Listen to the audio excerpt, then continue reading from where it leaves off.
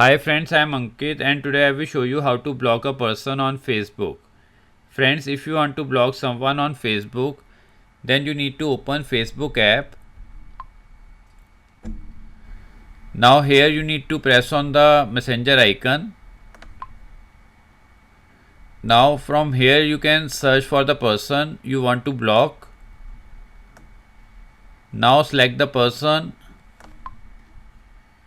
Now press on these three dots. Now here you will find option to block this person. Press on block. Press on block again. Now as you can see, we have successfully blocked this person. So friends, like this you can very easily block someone on Facebook. I hope you find this video useful.